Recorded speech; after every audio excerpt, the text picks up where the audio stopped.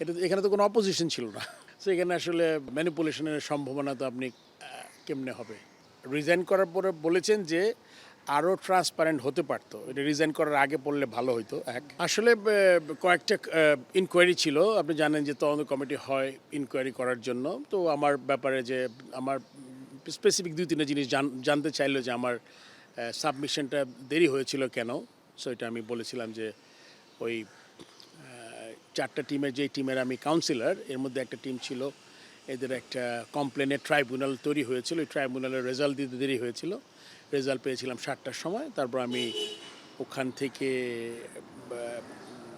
মনে করেন যারা ছিলেন প্রেসিডেন্ট, সিইও প্লাস এদের থেকে পারমিশন নিয়ে যে দেরি হয়েছে যেহেতু, সেই জন্য আমাকে আরও 2 ঘন্টা সময় বাড়িয়ে আমার সাবমিট হয়েছে। এটার ব্যাপারে আবার পরের দিন আমাকে আবার নির্বাচন কমিশনার ডেকেছিল।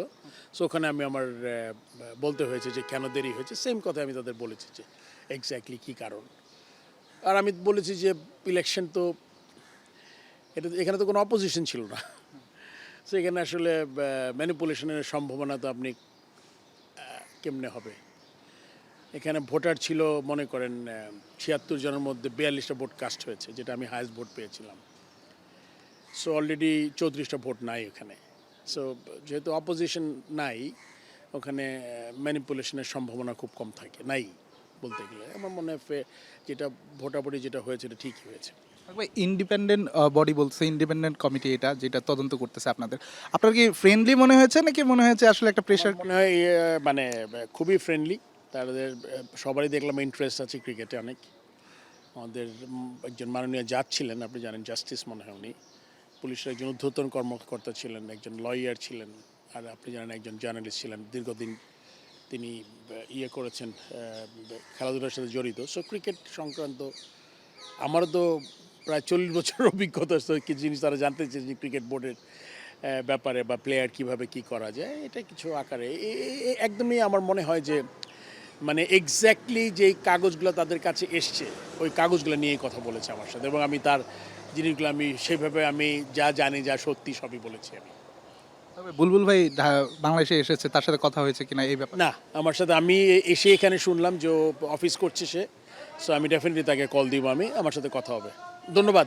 ফারুক ভাই, আপনি বললেন অপোজিশন ছিল না।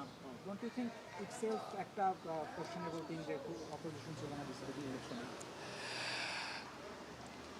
এইটাতেও আসলে আপনি আপনার মতো করে আপনি এটাকে ইন্টারপ্রেট করতে পারেন। তাদের না থাকার কোনো কারণ ছিল না, তারা কেন ছিল না এটা তো আমি জানি না।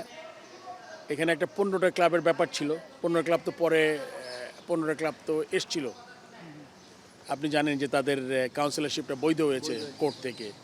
সো তারপরে যদি কেউ করতে না চায়, এটা তো আসলে কেউ কেউ কিছু বলার, আমি মনে করি সবার ব্যক্তিগত ইচ্ছা অনিচ্ছার উপর ব্যাপারটা ডিপেন্ড করে। আরেকটা লাস্ট প্রশ্ন ভাই, দুইজন পরিচালক ইতোমধ্যেই বলেছেন যে আরো তোমারও আছে নাকি? ও প্রেসিডেন্ট চিঠি পাঠাইছে, এটা তো ভালো নিউজ হইতো ওটা। দেখলে তো ভাই আমাদেরকে দিয়ে দেন ভাই। যাও আসলাম। ভাইয়া, দুইজন পরিচালক অলরেডি বলেছেন যে আরও ট্রান্সপারেন্ট হতে পারতো। এই যে পরিচালকরা এবং সানিয়ান তানিন একটা ইন্টারভিউতে বলেছেন যে তিনি আসলে হাত খুলে মন খুলে কাজও করতে পারছেন না। এই ধরনের স্টেটমেন্ট বোর্ডের জন্য একটু অস্বস্তিকর কিনা? আপনি 2টা কোয়েশ্চেন করছেন, যে একজন বলেছে, 2জন পরিচালক বলেছেন যারা রিজাইন করার পরে বলেছেন যে আরও ট্রান্সপারেন্ট হতে পারতো, এটা রিজাইন করার আগে পড়লে ভালো হতো। আর হাত খুলে মন খুলে কাজ করতে পারছেন না, এটা আসলে যার যার ব্যক্তিগত অনেক। আপনি যদি একটা কোয়েশ্চেনই 2জনকে করেন, 2টা পরিচালকের একরকম অ্যান্সার আসবে না। সো এটা একটা দেখারও ব্যাপার থাকবে আর কি। সো মনে করেন যেহেতু সানিয়ান ইয়াং গাই, কাজে খুব করার আগ্রহ ইচ্ছা, সে চায় বাংলাদেশে এটা ভালো কিছু করতে। সো হয়তো বা মনে করেন আপনি ইলেকশনটা হলো, ইলেকশনের পরে আমাদের কিছু নতুন করে জাতীয় ইলেকশন হয়েছে। সো পুরো জিনিসটা কিন্তু একটা অত স্মুথ ছিল না ব্যাপারটা। সো আরেকটু আমার মনে হয় পেশেন্স হলে ভালো। আপনি অবশ্যই করবেন, 4 বছর যদি আপনার টেনিওর থাকে, so you have enough time to improve, ভালো কাজ করতেই পারেন আপনি। ধন্যবাদ সবাইকে।